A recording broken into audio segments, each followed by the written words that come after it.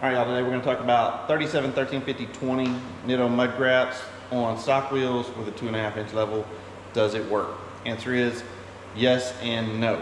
Y'all know I run the 37, 1350s on all my trucks.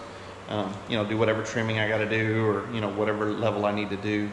On this truck specifically, what I've done is I was going to decide whether I'm going to put a 2.5 inch Carli spring or I'm going to go to the 3.25 inch Carli spring. Okay. And because I didn't know exactly, because I pull an RV and this truck has the rear air suspension back here in the back, and I wanted to make sure that I didn't get too high in the back, so I put the 37s on it. I did the 2-inch Traxda bag spacer, so you just put the airbag spacer under the bottom, under the stock airbag, and then you also do the 2-inch block kit in the back. Okay, so that's all done. We're up 2 inches in the back. I've got a 2.5 in the front, and if you look at the truck right now, we're 1/2 inch higher in the back. Okay, but the Dodges, even if you measure from the ground to the bottom of the fender right here, you're always still going to have a little bit of rake. These will have to sit front high if you want your bed rails to be level. Okay, so for me, what I'm going to do is I'm going to do the 3.25 on the front, and then when I have the camper, it's not going to look bad because with the rear air suspension, these trucks only squat 1 inch. Okay, so it's not like when I hook it to my Ford or I hook it to my other vehicles, they squat 4 inches with my RV. Okay, so then you're riding nose high. So I don't really have to worry about that with this truck. So I'm gonna go ahead and give you the measurements real quick, just kind of show you this. So let's see here. Sorry. Tape measure right. So with the 37s, I'm sitting at 44.5 roughly to the bottom of the fender. That's a 2.5 inch rough country level. Just right now, like I said, I just put those spacers in there. And I'm sitting at 45.5. So it's a little bit of a difference, but I do not have an alternate trailer height. I also have a button that will drop that back in about a 3/4 of an inch. So I have that to mess with too, that gives me a little more leniency, okay? Now let's get to do the 37 1350s work on these trucks on stock wheels. Now, you do it on the other trucks, and almost at full lock, you'll have a little rub. Now realize these are truly almost 14 inches wide, if you look at the actual dimensions on Nitto's website.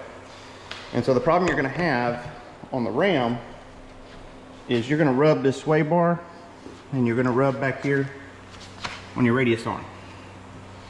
So if I'm gonna be honest with you, you're gonna lose about 20% of your steering turning by running this wide of a tire on the Ram.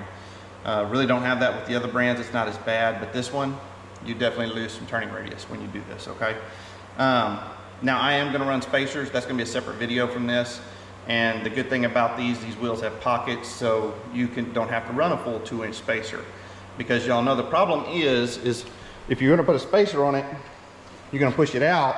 And right now, I don't rub any of this with the 2.5. So if you wanna run a 37 1150, even a 37 1250, you know, that's not as wide, I have 0 rubbing on my front valance or on the back here with that 2.5 spacer in there. So really, the only thing you're gonna have is a sway bar and race arms. Now you put spacers on it, you bring it out, now you're gonna start rubbing right here, you're gonna have some problems here, okay? So that's why I'm gonna run the 3.25 up front. I'm gonna do 1.5 inch spacers.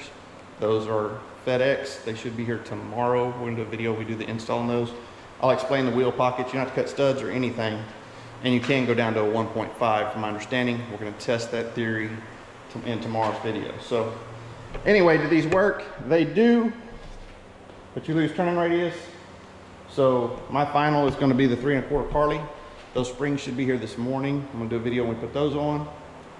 And I'm doing the Fox 2.0s in the front. I just did shock extensions in the back because, you know, that the rear ones are valved for that air suspension, so I'm just gonna go with that. But I'm gonna flip this camera around real quick because I was asked total height on this truck.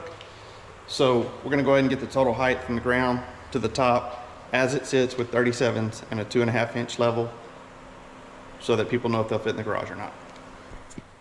Okay, so now y'all know all tires are not the same, but these Nittos, if you go to the actual site, they say they measure 37 exactly. So, you know, if you're getting a 36.5, you might be a little bit shorter, but we're not talking big differences here. But on a 37, Your shark fin right here, antenna, is about the highest point on this truck. So we're gonna get this in the level bubble.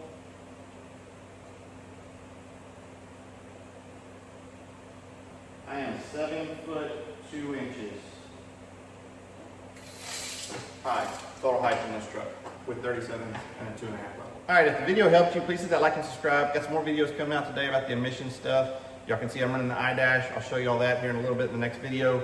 If you want to go to bankspower.com, I'm going to drop a discount code down in the description. Save 10% off anything on the website. And then we will catch you on that next video today. Thank you.